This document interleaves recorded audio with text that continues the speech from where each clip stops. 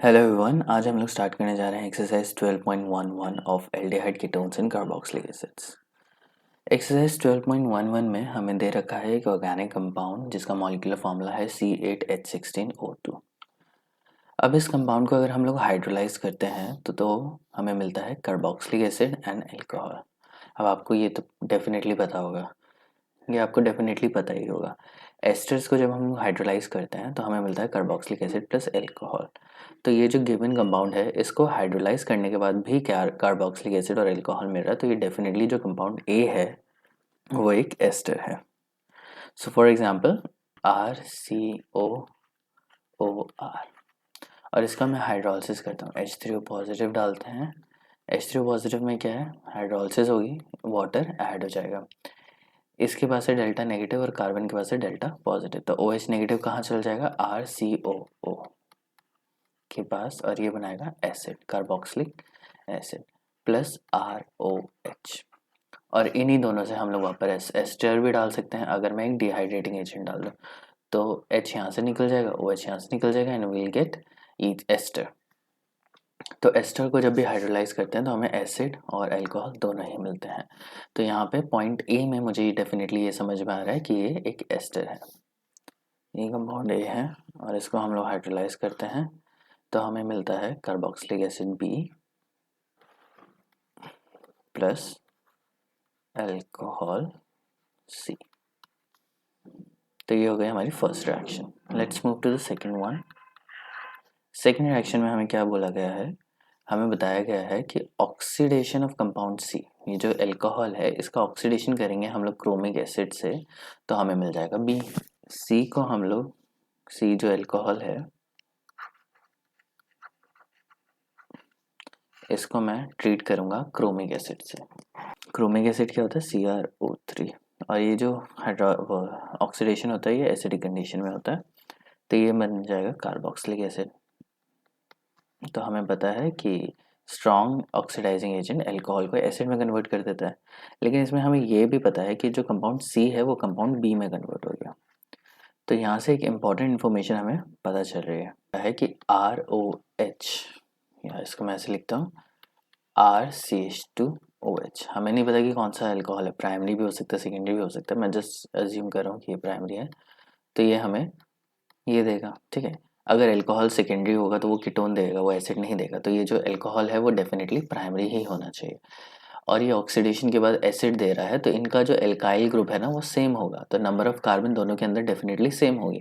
अगर यहाँ पे 3 कार्बन है तो यहाँ पे भी ओवरऑल 3 ही कार्बन होंगे, तो नंबर ऑफ कार्बन जो है दोनों ही कंपाउंड में सेम होनी चाहिए, और दोनों ही सेम तरीके के आइसोमर होने चाहिए। मतलब फॉर एग्जांपल अगर कार्बन 4 कार्बन है,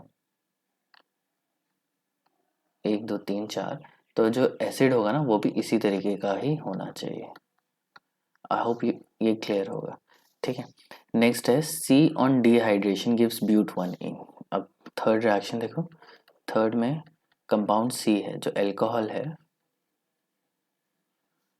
इसको अगर हम लोग डिहाइड्रेट करते हैं, डिहाइड्रेट किससे करते हैं, H2SO4 डालते हैं कॉन्सेंट्रेटेड, तो हमें मिल जाता है ब्यूट 1 इन।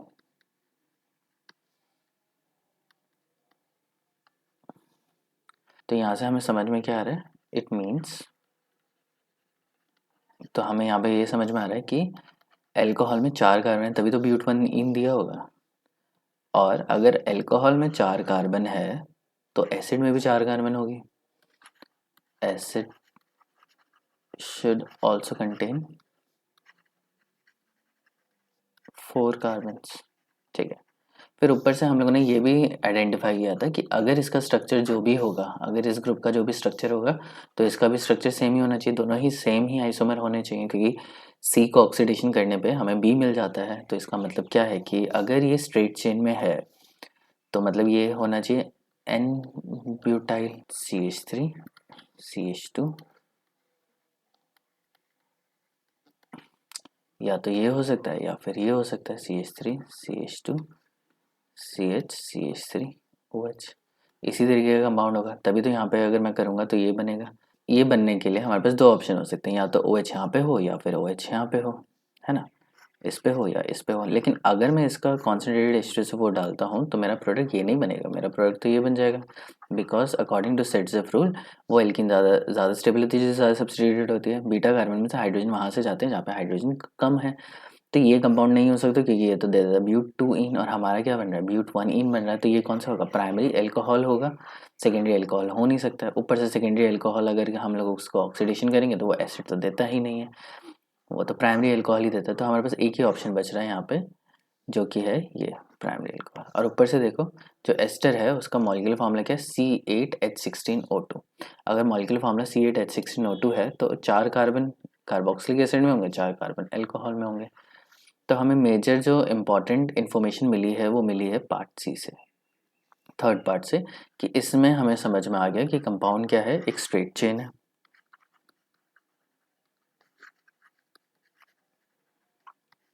साथ में हमें ये भी समझ में आ गया कि अल्कोहल में 4 कार्बन है, अगर अल्कोहल में 4 कार्बन है तो एसिड में भी 4 कार्बन होंगे क्योंकि दोनों उसको अल्कोहल के ऑक्सीडेशन पे कार्बोक्सिलिक एसिड हमें सेम मिल जाता है।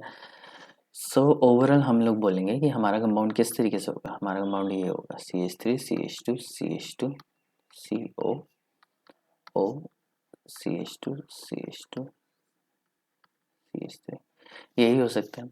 अब इसको हाइड्रोलिसिस करके देखते हैं H3O पॉजिटिव में एसिडिक मीडियम में, तो हमें मिलेगा CH3 CH2 CH2 CO OH, ये मिल गया कार्बोक्सिलिक एसिड जो कंपाउंड बी है, प्लस CH3 CH2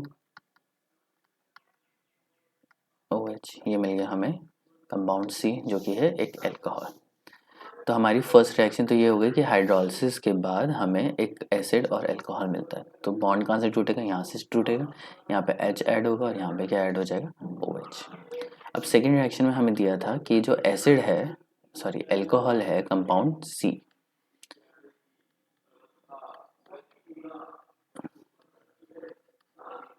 वो क्रोमिक एसिड के साथ ऑक्सीडेशन पे CrO3 in the presence of H2SO4 हमें देता है कंपाउंड बी। तो अगर इसको ऑक्सीडाइज में कर देता हूँ, तो अगर कंपाउंड सी को मैं ऑक्सीडाइज करूँ क्रोमिक एसिड से तो हमें कंपाउंड बी मिल रहा है।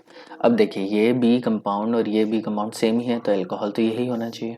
और थर्ड अगर हम लोग देखें कि अगर इसमें हम लोग कॉन्सेंट्रेटेड H2SO4 डालेंगे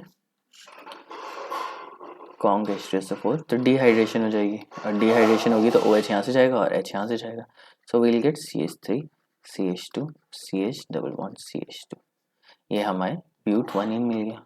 सो डेफिनेटली इससे हमें ये समझ में आ रहा है कि एस्टर तो यही है, और इस एस्टर का नाम क्या है मैं नीचे लिख देता हूँ, मैं इस तरीके से मैंने शॉर्ट में लिख दिया।